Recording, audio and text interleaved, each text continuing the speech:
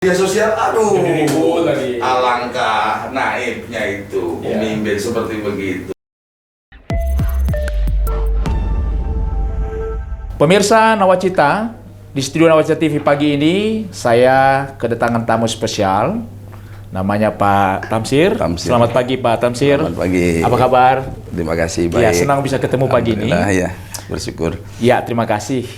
Di studio hadir Pak Tamsir, seorang tokoh di Kota Bekasi, dan sekarang beliau salah satu Dewan Suro atau penasehat PKB di Kota Bekasi. Mungkin untuk lebih mengenal lagi, mungkin silakan Pak Tamsir mungkin bisa memperkenalkan diri kepada pemirsa di Nawacita TV. Silakan Pak. Baik, terima kasih. Selamat pagi Pak Otoli. Terima kasih banyak. Hari ini saya bersyukur punya kesempatan yang buat saya adalah pengalaman yang luar biasa.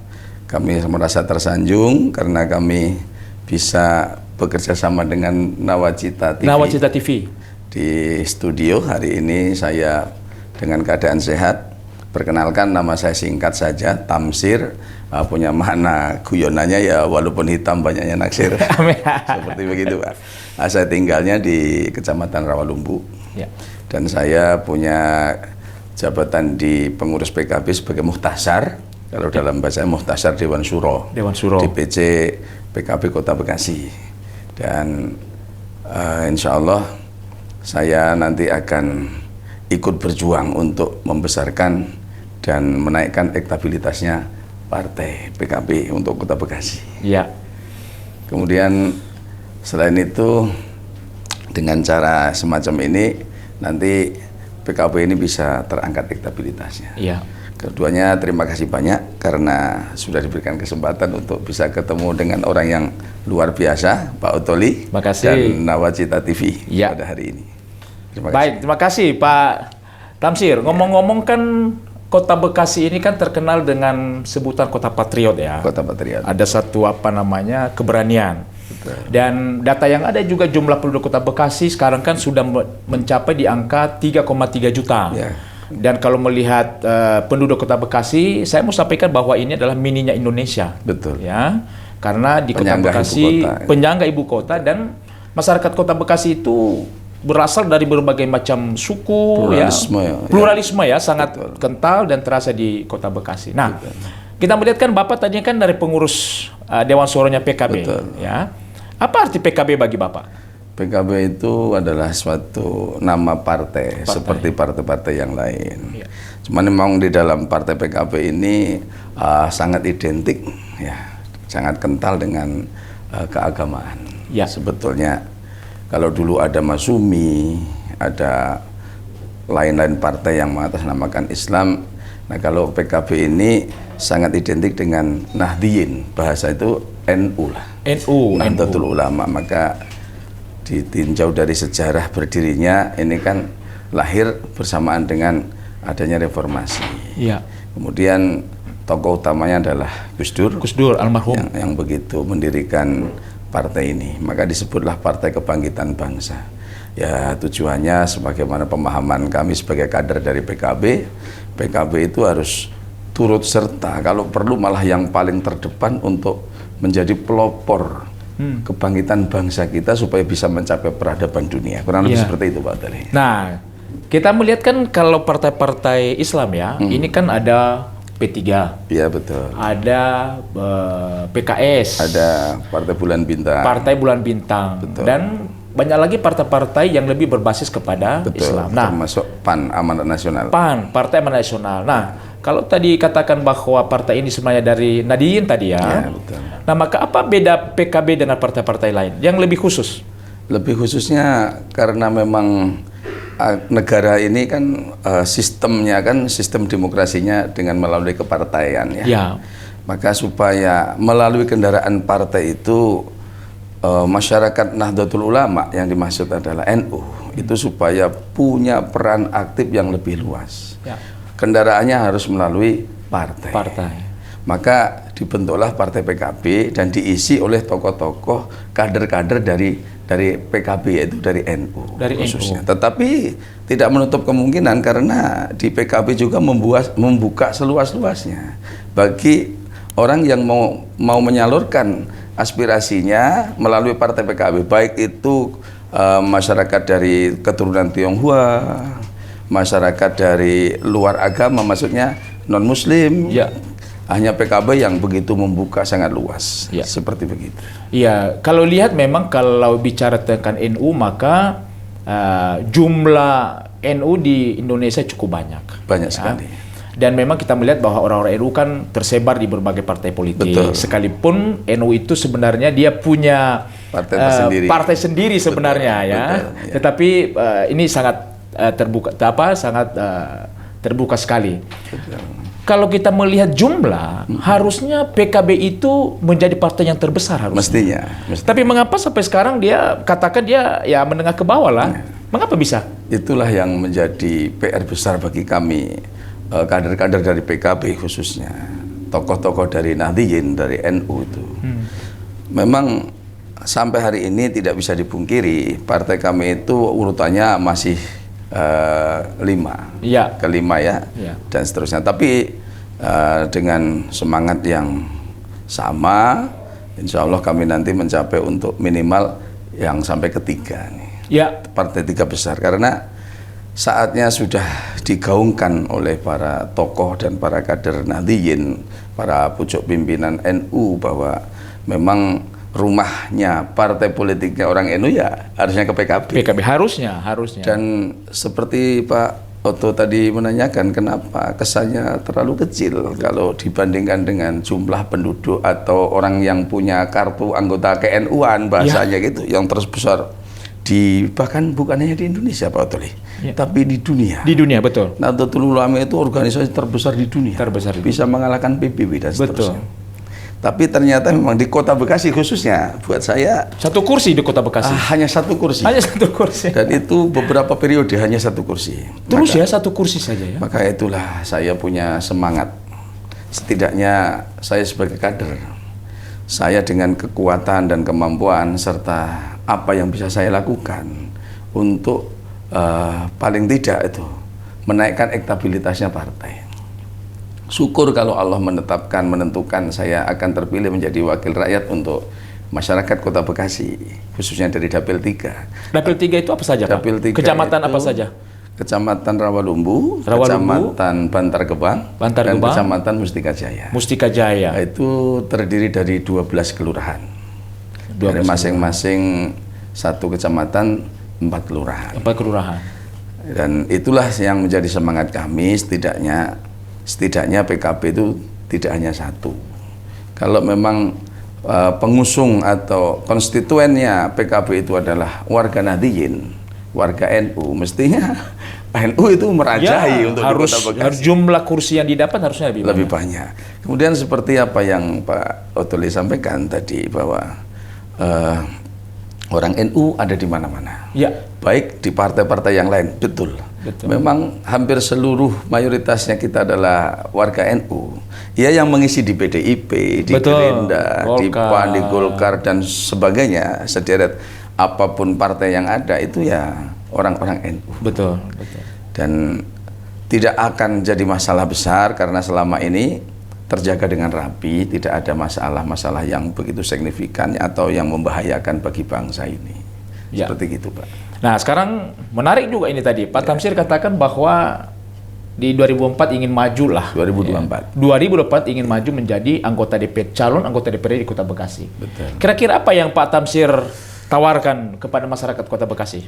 Masyarakat itu satu, dengan bukti bahwa minimnya wakil dari orang NU, bahasanya dari partai PKB, karena tadi sudah dikatakan bahwa konstituen pendukung utamanya itu adalah orang NU, tapi ternyata karena kecilnya berarti gini, ada masalah di sini, Pak. Iya. Masalah yang paling besar adalah masyarakat kita ini tidak paham tentang masalah dunia partai. Iya. Makanya tidak terwakili olehnya. Nah, dengan ketidakterwakilannya ini maka saatnya saya itu harus maju. Satu, misi saya adalah ikut mencerdaskan kehidupan masyarakat lingkungan Kota Bekasi yang semampu saya pribadi untuk lingkup saya. Contohnya minimal setelah saya nanti jadi terdaftar sebagai calon Caleg. legislatif, kemudian validasi, verifikasinya, Data. saya lulus, akhirnya saya ditetapkan mendapatkan nomor urut dan sebagainya. Setidaknya saya akan memberikan banyak kontribusi kepada masyarakat di dapil saya untuk mereka supaya mengerti tentang dunia partai. Karena di balik itu saya ini kan berjalannya meniti tangganya dari sosial kemasyarakatan paling rendah, Pak. Iya. Dari tingkat RT, RW, kelurahan, kemudian saya ini kan disebut tokoh kecil ya, bahasanya tokoh kecil. Saya bagian daripada kelompok ulama di Kota Bekasi. Makanya saya bisa dipercaya menjadi pengurus dan muhtasarnya di Kota Bekasi, PKB, Dewan Suronya PKB Kota Bekasi. Kemudian saya juga sesuai dengan jabatan yang saya bawa saat ini adalah saya Ketua Rois Suriahnya NU Ranting Kelurahan Pengasinan. Seperti begitu. Jadi saya aktif di organisasi Nahdlatul Ulama. Kemudian saya mendapatkan kepercayaan menjadi Rois Suriah. Rois Suriah itu kalau di dalam NU itu ibaratnya tokohnya ulama. tokoh ulama, ya. Di tingkat ranting berarti satu kelurahan. Betul. Saya itu tokoh ulamanya di satu kelurahan, tapi versi Nahdlatul Ulama. Iya. Seperti begitu. Iya. Misi saya ikut mencerdaskan kepada mereka, memberikan contoh bahwa memang dunia ini, dunia negara kita, negeri kita itu melalui demokrasi perpolitikan. Kalau ulama-ulamanya hanya diam, tidak ikut serta dalam dunia politik, maka tidak punya andil yang besar untuk ikut mencerdaskan dan membangun negeri ini. Apalagi negeri ini kan harus mencapai peradaban dunia. Betul. Seperti begitu, Pak. Iya. Jadi memang untuk merubah sebuah wilayah yang strategis itu memang harus menjadi wali kota atau menjadi anggota DPRD. Ya, paling tidak. Karena kalau tidak maka apa yang kita inginkan perubahan tidak ada jalurnya. Ya, Karena dan memang, tidak luas. Dan tidak luas. Seandainya saya hanya menjadi Rois Suriahnya Nahdlatul Ulama Ranting Pengasinan, otoritas dan wilayah zona saya pengaruh ya hanya di sebatas kelurahan saja. Tetapi kan yang namanya wilayah-wilayah negeri kita ini kan terbagi dari mulai kelurahan, kecamatan sampai tingkat kota. Kemudian di Partai PKB ini memberikan kesempatan seluas-luasnya kepada masyarakat Indonesia, khususnya masyarakat di wilayah Kota Bekasi, untuk ikut serta mendaftarkan dirinya, ikut serta untuk ikut berusaha pencalegan pada ini, supaya setidaknya ada yang mengisi, yang punya wawasan kebangsaan, wawasan keagamaan lebih luas lagi. Karena tujuan Kota Bekasi ini kan, Bekasi disebut kota ihsan. Betul. Ihsan ini harus diwujudkan, jadi bukan hanya slogan ditulis dengan tulisan yang besar di atas jalan ya kan, atau hanya sebagai slogan, tapi harus ada upaya. Nah, siapa yang tahu tentang ihsan? Ihsan ini aslinya kan bahasa Arab ya, bahasa Arab yang sudah dibahasa Indonesiakan, seperti begitu. Ya, kalau kita melihat ke awal berdirinya Partai PKB. Maka tidak terlepas dengan seorang tokoh yang sangat kita banggakan yang namanya Gus Dur. Ya. Dan beliau ini adalah, ya kita bisa sebut beliau sebagai bapak pluralisme di Indonesia. Ya, bagaimana beliau hadir bisa menyatukan perbedaan itu semua boleh ada, tapi beliau lebih fokus kepada menyatukan ya negeri ini. Saya mau tanya Pak Tamsir, kira-kira apa yang bisa diambil makna-makna positif pesan-pesannya Pak Gus Dur khusus untuk PKB? Khusus untuk PKB, pesan-pesan Gus Dur itu sebetulnya singkat. Kelihatannya hanya sebetulnya biasa saja, slogan yang biasa. Tapi sebiasa-biasanya ini tidak segampang yang dianggap oleh orang-orang biasa. Karena untuk mewujudkan pluralisme tadi, ada kerukunan antar umat beragama, kerukunan berbangsa dan bernegara. Beliau memberikan contoh yang paling luar biasa bagi kami kader-kadernya adalah ketika beliau dimakzulkan. Ya. Beliau tidak menggunakan kekuatan besarnya. Beliau tidak akan menjadikan permasalahan, karena yang dipertimbangkan adalah jangan sampai ada perpecahan di antara bangsa ini, karena betapa sulitnya membangun negeri sampai seperti ini.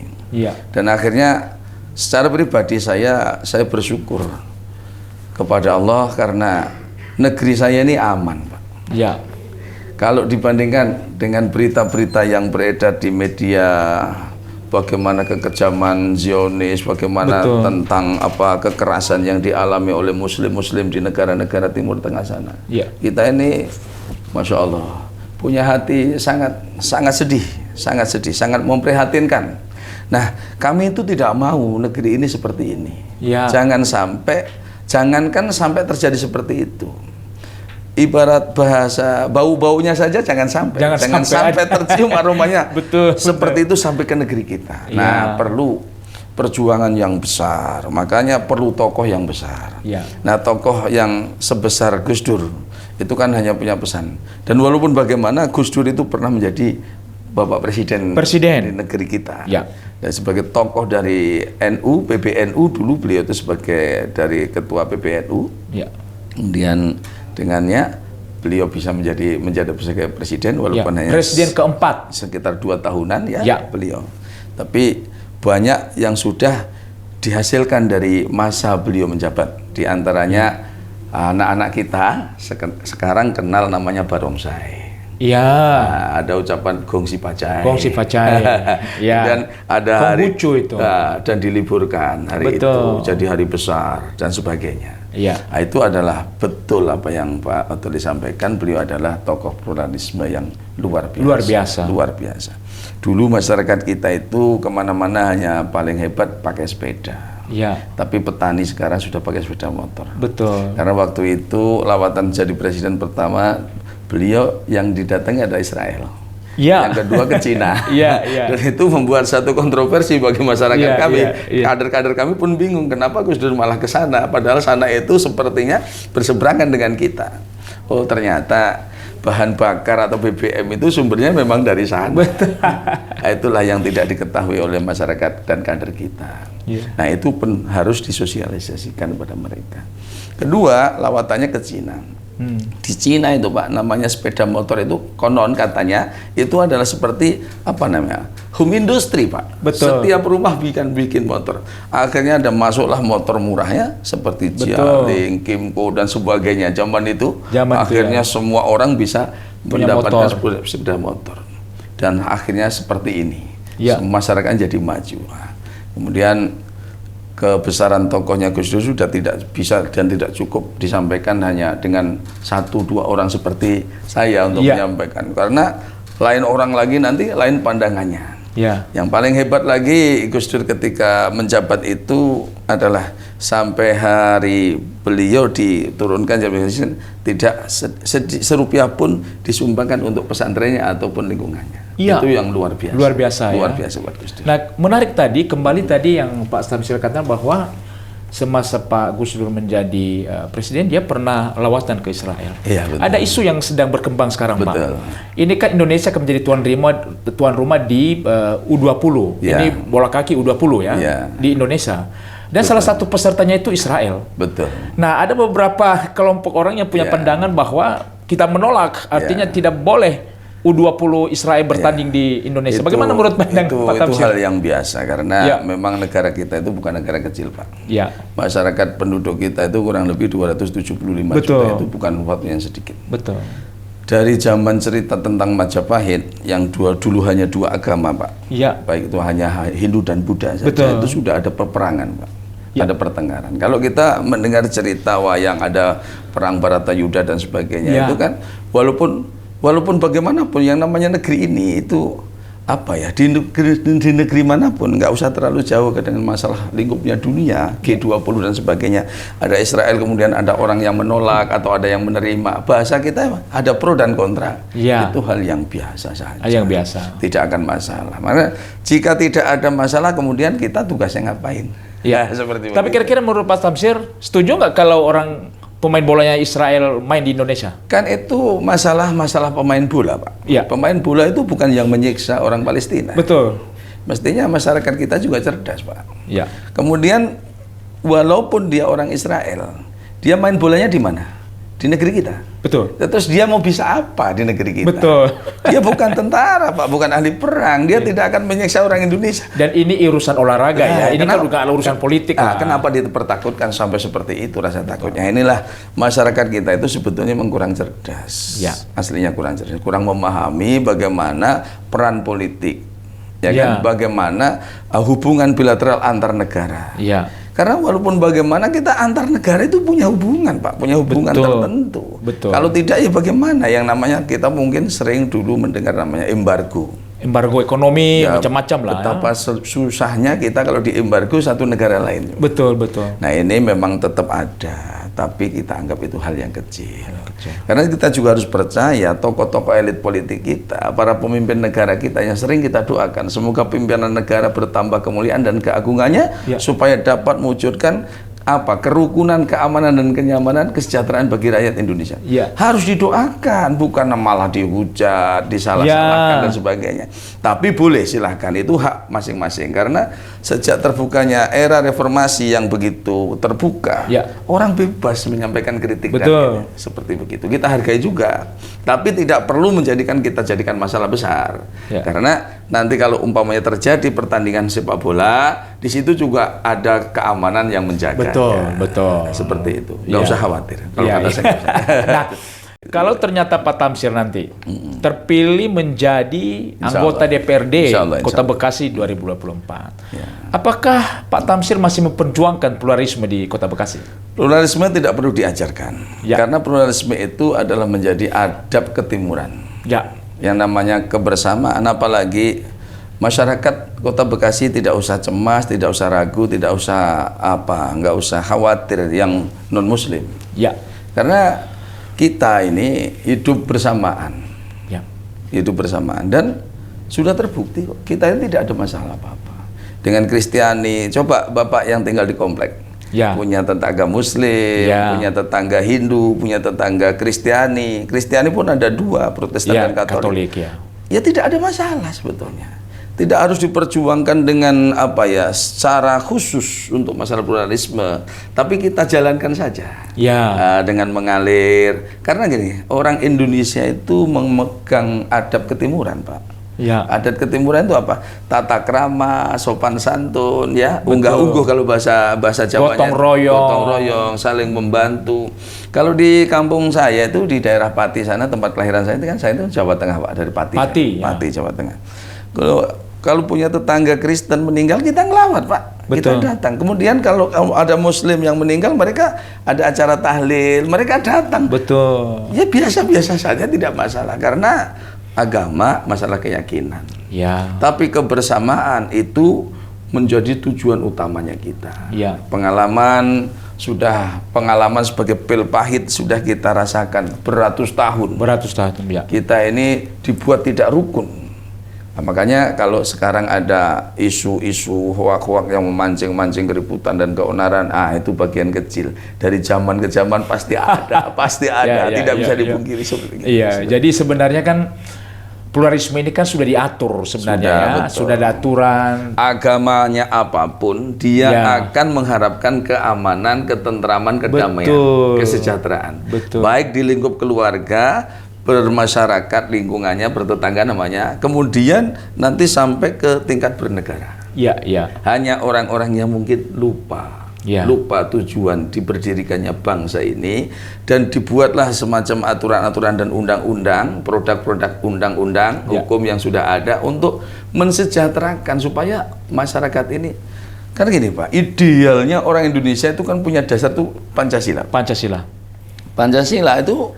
itu kan tujuan ideal. Harus orang Indonesia itu berpancasila, satu, bertuhan. Bertuhan. Tapi disebutkan dalam sila pertama, berketuhanannya Maha Esa, Tuhan satu. Seperti begitu. Sudah kita terima, sudah tidak ada masalah. Antara Kristiani, Hindu, Buddha yang Tuhannya tiga dan sebagainya, tidak ada masalah. Tidak ada masalah. Masing-masing lah. Sampai hari ini tidak masalah. Dibaca di gedung atau di kantornya orang Hindu, ketuhanan yang Maha Esa. Tidak masalah. Sudah final. Jangan dibahas lagi. Yang kedua, idealnya manusia itu apa? Kemanusiaan, adil dan beradab. Nah, itu kan idealnya, Pak. Betul. Tapi kan ternyata keadilan belum bisa. Ya Betul. namanya menuju kepada ideal. Ya, ya. Kemudian masih banyak yang tidak beradab. Ya namanya menuju kepada keberadaban. Tugas siapa memperkenalkan supaya manusia ini adil, supaya manusia ini beradab? Adalah agama. Ya. Nah, agama itu nanti dibawa, dititipkan oleh Tuhan di dalam nalar hati dan nalurinya, diwujudkan dengan perilakunya para tokohnya, para pemeluk agamanya. Aku malulah sebagai orang Islam, ya kan? Kemudian saya dengan tidak Islami cara saya bermasyarakat. Seperti Bapak Kristiani. Kalau Bapak dalam agama Kristiani menunjukkan cara hidupnya bermasyarakat yang tidak sesuai dengan ajaran Kristianinya, kan Bapak juga malu. Namanya Bapak menodai agamanya sendiri. Betul. Begitu saya, makanya saya tadi katakan sedikit orang yang mungkin ada hanya karena lupa dengan atau lupa tidak tahu atau belum tahu atau memang sengaja ada, tidak masalah. Seperti begitu. Iya. Pluralisme ini ya, kerukunan itu menjadi tujuan. Nah, menarik ini, Pak. Ini Kota Bekasi ini, betul, ada dua pemimpin di Kota Bekasi, Pak. Ya. Periode sebelumnya dan periode ini. Ya. Dua-dua pemimpin ini terlibat dalam kasus korupsi, Pak. Katanya. Ya, tapi sekarang sudah ini ya. Yang dulu kan juga, kalau saya menyebut nama.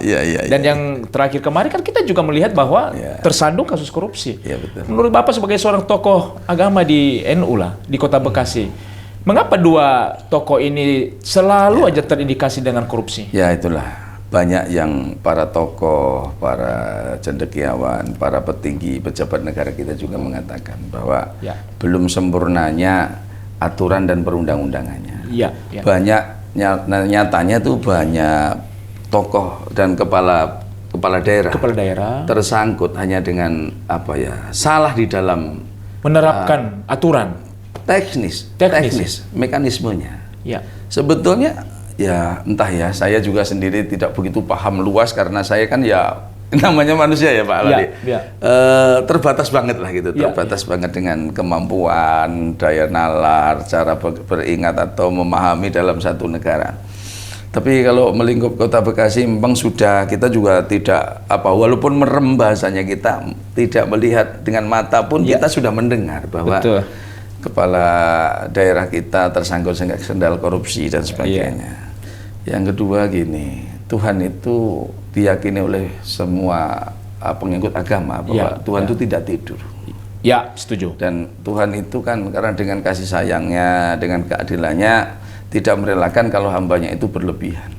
Maka kata saya, kalau sebagai pertanyaan Pak Oli, Pak Oto ya, Pak Otoli kepada saya, bagaimana pandangan Pak Tamzir sebagai tokoh di masyarakat Bekasi menilai dan menanggapi tentang masalah kepala daerah tersangkut dengan korupsi. Ternyata kan memang diputuskan oleh pengadilan memang disebut mengkorupsi. Memang korupsi.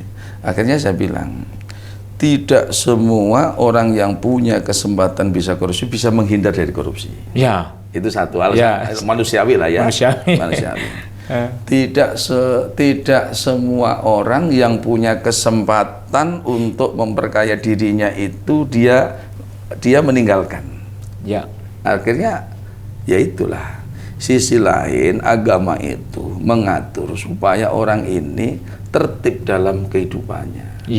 Maka harusnya orang sebagai masyarakat negara Indonesia ataupun khususnya Waliyah Kota Bekasi janganlah berbuat yang bertentangan dengan peraturan agama dan negara. Maka solusi satu-satunya sebagai tokoh dan sebagai bagian dari ulama Kota Bekasi, saya hanya berpesan, tidak ada solusi lain kecuali kamu bagus dalam agamamu. Itulah yang membuat tindakannya pun betul. Nanti akhirnya kamu bisa berbuatnya adil dan berbuat beradab. Kalau sampai korupsi ini dibilang ada satu tindakan yang menodai keadilan dan menjadikan manusia tidak beradab, maka ideal untuk mewujudkan sila kedua Pancasila ya gagal buat mereka. Dan akhirnya masyarakat semua akan menyumpahi mereka, mencibir mereka, menganggap dia tidak berharga, dan bagaimana kekejamannya atau berat sanksinya bagi koruptor itu dinilai sampah masyarakat dan tidak ada harganya. Mestinya itu cukup membuat orang itu jerah. Nah, harapan kita ke depan dapatlah tokoh-tokoh yang memang sesuai dengan yang kita harapkan. Nah, ngerti Pancasila lah. Ya, ya. Itu. Nah, ini kan 2024, Ya, betul. selain hanya pileg, Ya. juga ada pilkada di Kota Bekasi. Betul. Kira-kira kalau dari PKB dan Pak Tamsir sendiri, seperti apa? Terstruktur, terukur. Jadi sesuaikan dengan kemampuan dan umur. Iya. Yang keempat, jangan ngawur. Nah kalau hanya ngawur ya konyol. Ya. Orang bukan ahli renang kok nyebur ke kolam. Ya, tenggelam. Bahaya. Tenggelam. Tidak tahu tentang ilmu perlistrikan, dia coba-coba Pegang- menginstalasi rumahnya sendiri karena Ya. dia bilang ini rumahku sendiri, listrik tak instalasi sendiri. Bahaya, Syukur-syukur bahaya. nggak kebakaran, dia kesetrum paling tidak. Ya, seperti, ya, ya. seperti begitu, Ya. berpolitik itu begitu. Di pandangan saya, Pak Iya, Oto, iya. ya seperti itu. Nah, ini kan di Pilpres nih. Ya, betul. Pilpres di 2024 ini kan saya melihat dan kita mendengar bahwa PKB itu sepertinya berkoalisi dengan Gerindra. Ya. Ya. Ya, betul. Bahkan digadang-gadang kalau Prabowo jadi capresnya, maka Pak Muhammad Caimin, Iskandar menjadi wakilnya. Yes. Kira-kira Pak Tamsir pantas nggak, cocok nggak kalau Prabowo maju sebagai presiden dan Caimin menjadi wakil?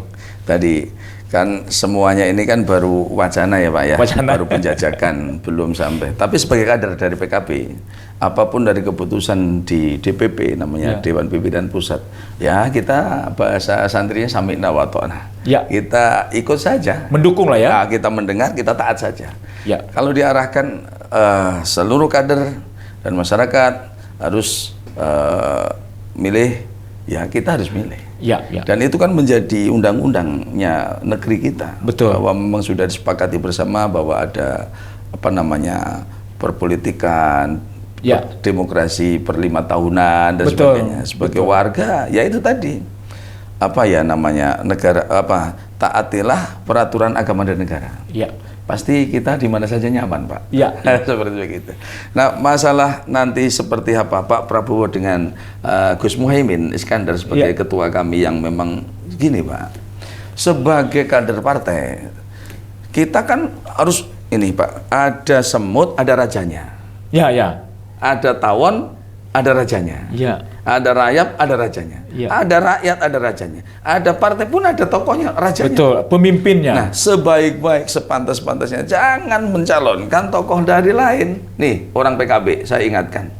Orang PKB punya tokoh sendiri. Mau bagus, mau jelek, mau bagaimana kata orang, katakan tokohmu itu tokoh yang super power. Iya. Yang harus kamu besarkan, yang kamu dukung, yang kamu Iya. calonkan sebagai pemimpin. Betul. Kalah dan menang, itu takdir. Ya. Sekarang belum maju sudah menyerahkan. Coba itu seperti apa? Seperti gini, kita kepengen makan nih, Ya. perut kita lapar, makan pakai bandeng, ya nasinya liwet, Ya. lalapnya sambel sama Ya. pete, tapi hanya cerita, tidak segera berangkat, tidak segera Betul. menuju. Kapan sampainya, kapan makannya, seperti begitu. Iya, iya, iya, iya. Menarik sekali, Nah, menarik itu sekali. makanya, monggo, Ya. gimana? Ini mungkin pertanyaan saya yang terakhir, Pak. Ini kan Pak Presiden Jokowi ini kan sudah mau mengakhiri 2024. Jadi ada 2 periode. 2 periode. Menurut Pak Tamsir, kira-kira kepemimpinan Pak Jokowi selama 2 periode ini kira-kira berhasil, sukseskah atau gagal? Berhasil dan sukses, tidak ada gagalnya. Tidak ada gagalnya ya. Hanya namanya orang punya batasan, Pak. Ya, tidak sempurna. Pak lah Jokowi bukan malaikat, Pak. Ya. Ya kan? Dan Pak Jokowi tidak bisa memimpin sendiri. Ya. Ya kan? Betul. Nah, kalaupun ada orang menilai Pak Jokowi gagal, menurut pandangan mereka. Dan pasti mereka juga punya alasan. Iya. Karena apa? Karena kekecewaan di dalam hati sebagai masyarakat itu kenapa? Kenapa mereka kecewa? Apa yang mengecewakan dari Pak Jokowi? Apa? Iya. Pak Jokowi sebagai kader PKB, dari kita tidak keluar dari jalur Iya. PKB ya, Iya. karena saya itu ada kader-kader dari PKB gitu. Iya. Di PKB itu identik dengan NU, Pak. Iya. Hanya di masanya Pak Jokowi, Pak, ada hari santri, Pak.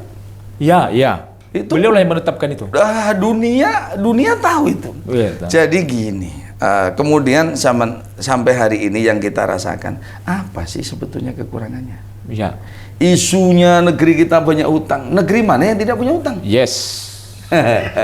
Pak Jokowi hanya membangun infrastruktur. Kalau tidak membangun infrastruktur, jadi presiden mau jadi apa? Bangun apa? Mau bangun apa? Betul. SDM itu sumber daya masyarakat udah diserahkan dengan agamanya masing-masing. Betul. Dengan tokohnya masing-masing. Betul. Sudahlah Pak Jokowi bagiannya apa, nanti dari Pak Jokowi sudah ada punya bagian-bagian, ada kementerian. Betul. Ya tak? Kemudian nanti dari Dewan Pusat, DPR dan MPR punya wakil-wakil Pak. Ada DPRD provinsi, ada DPRD kota dan kabupaten. Tugas kalian apaan? Kenapa tidak bisa mengatasi yang macam di sekitarnya? Kalau saya ditunjuk sebagai ketua RT, lingkup dan zona kekuasaan di RT itu saya harus amankan. Itu kalau orang punya moral, punya Pancasila, bertuhan, berkeadilan, ya toh, dan beradab, mewujudkan persatuan Indonesia. Nah, dan menjadikan masyarakat itu ngerti kerakyatan kita dipimpin oleh hikmat kebijaksanaan dalam permusyawaratan dan perwakilan. Sampaikan lewat musyawarah dan lewat perwakilan. Kita sudah punya wakil. Wakil kita itu anggota-anggota dewan. Mau dari mana? Anda mendukung PKB, dari PKB sampaikan. Biar nanti orang dewan di PKB menyampaikan. Jadi nggak harus rusuh. Ini kalau saya secara pribadi. Artinya itu kan aspirasi kan sudah punya jalur. Punya jalur masing-masing. Punya jalur. Ada kanalnya. Kalau Pak Otto Limo umpamanya mendukung sebagai kader dan konstituennya partai PDIP, punya wakil kan? Betul. Wah, wakilnya itu yang dikasih tahu, Pak, saya punya ini begini, sampaikan ke wakil. Nanti wakil itu ada nama sidang-sidang. Sidang itu bermusyawarah. Makanya sila keempat itu, kerakyatan yang dipimpin oleh hikmat kebijaksanaan dalam permusyawaratan dan perwakilan. Harus dengan wakil, jangan maju sendiri, capek. Nah, ini kalau bahasa kita orang PKB, maka orang PKB nggak kenal demo-demo yang begitu. Karena kalau tidak nanti ada istilah anjing menggonggong, kafilah berlalu. Kafilah berlalu karena nggak punya jalur ya. Ya perlunya apa? Sekarang Bapak dan saya tidak ada urusannya, tidak ada sambungannya tentang masalah hubungan dengan saya. Bapak nyanyi-nyanyi di luar. Ya kan? Apa perlu saya tanggapi? Tidak perlu. Nah, ya tidak perlu. Seperti begitu. Begitulah Pak Jokowi juga banyak diamnya, tidak begitu menanggapi. Walaupun diisukan segala macam, ya pemimpin harus begitu, Pak. Betul. Pemimpin. Saya juga banyak belajar melihat contoh-contoh profil tokoh-tokoh besar. Dan sebagai jenderal, sebagai orang besar itu tugasnya senyum. Dengan senyum semuanya selesai. Nah, kalau dengan nangis atau menggerutu kemudian curhat di media sosial, aduh. Jadi ribut lagi. Alangkah naibnya itu pemimpin seperti begitu. Atau mungkin ada kalanya memang dia tidak cocok dengan pemimpinannya. Makanya banyak orang yang pindah-pindah nyari kecocokannya.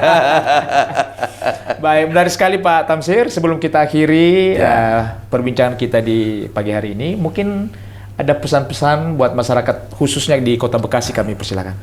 Baik, saya Tamsir, panggilan saya itu namanya Tamsir Sarwendo. Tamsir Sarwendo. Tamsir Sarwendo. Saya insya Allah mau maju untuk mewakafkan diri saya ini melalui dunia perpolitikan lewat partai yang saya cintai, yaitu Partai PKB.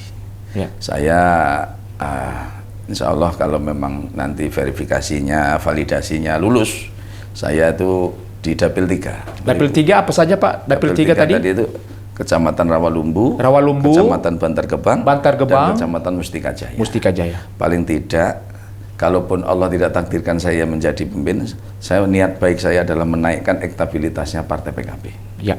Dan insya Allah dengan keyakinan dan keberanian yang sudah dikaruniakan Allah kepada saya harus berani maju untuk mewakili masyarakat di Dapil 3. Sebetulnya yang butuh itu Dapil 3 itu masyarakatnya, bukan saya yang butuh. Masyarakat Dapil 3 butuh tokoh dan butuh sosok yang mewakilinya. Yang nanti akan menyampaikan seluruh kemauan dan cita-cita bangsa untuk wilayah Dapil 3.